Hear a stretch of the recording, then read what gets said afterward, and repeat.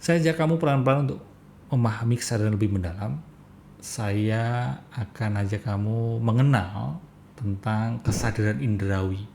Dan inilah kesadaran yang bisa dikatakan paling dalam. Kesadaran indrawi itu kembali ngeliat bunga tadi. Ketika kamu hanya ngeliat dan ngeliat tok. Atau kamu pernah nggak dengerin kicauan burung, atau mungkin dengerin suara apapun, mungkin dengerin musik instrumen, dengerin apapun, dengerin suara apapun, atau kamu merasakan sesuatu.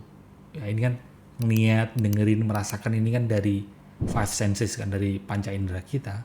Kita ambil contoh ngeliat aja, ngeliat bunga. Seperti sekarang ini kamu ngeliat bunga di slide yang saya tampilkan di slide. Ngeliat dan hanya ngeliat aja, itulah kesadaran teman-teman.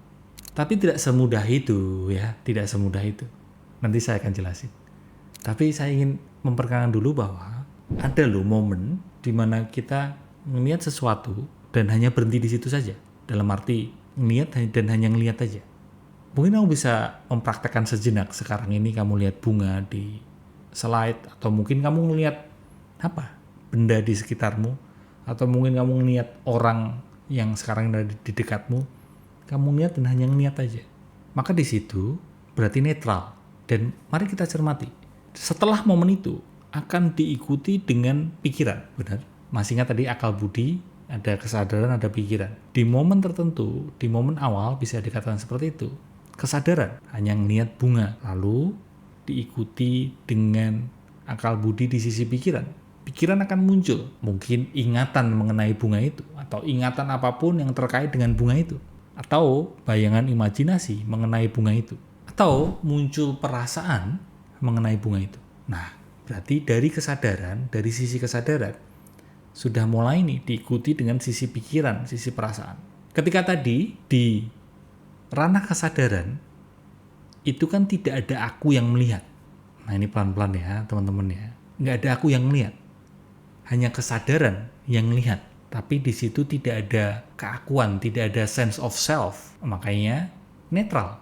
Hanya kesadaran melihat bunga. Tapi coba cermati perlahan. Berikutnya muncul pikiran, muncul perasaan. Ketika muncul pikiran, muncul perasaan, disinilah ada aku yang menilai.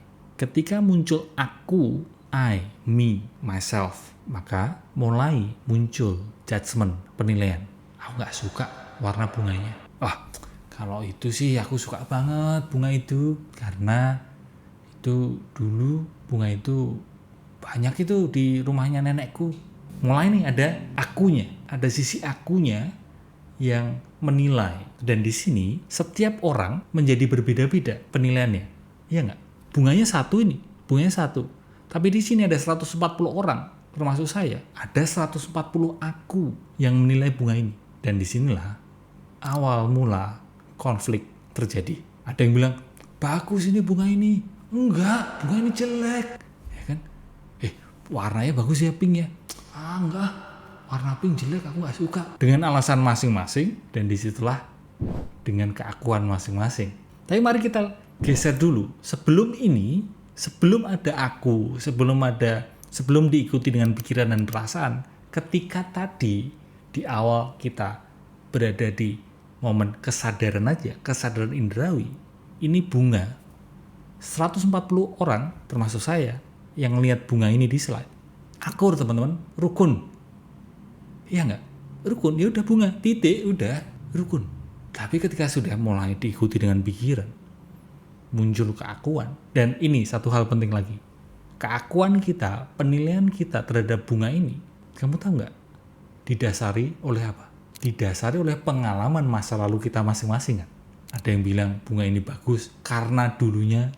Ada yang bilang warna bunganya jelek karena dulunya. Maka keakuan setiap sisi aku di diri kita masing-masing ini dibentuk oleh kelampauan masa lalu kita masing-masing. Dan di sini kita bisa pahami, ini bukan hanya soal bunga loh teman-teman. Ini terjadi di berbagai hal, bahkan di semua hal. Contoh sederhananya, kamu buka sosial media, terutama X, terutama Twitter, itu adalah konflik, gesekan, pertentangan antara aku. Ya. Padahal ketika kita kembali ke kesadaran indrawi, sekadar mengamati bunga atau dengerin suara burung, damai kita, rukun, tanpa menambahkan cerita, ya nggak ada konflik kan? Sampai sini bisa dipahami? Pikiran akan menambahkan cerita, akan selalu nambahin cerita. Pikiran kita akan selalu nambahin cerita. Bukan hanya bunga, misal apa? Ngeliat kursi aja, atau ngeliat foto aja di Instagram. Kesadaran, fase pertama, dan fase berikutnya diikuti dengan pikiran, perasaan, itulah fase keakuan. Mulai ditambahin cerita. Cerita berdasarkan masa lalu kita. Kita tidak akan bicara tentang gimana caranya menghilangkan pikiran itu. Atau, oke mas, saya paham mas, kembali ke bunga mas. Gimana caranya ketika ngelihat bunga ini, kesadaran indrawi ngelihat bunga ini, dan tidak diikuti pikiran. Gimana caranya biar pikiran ini tidak menambahkan cerita.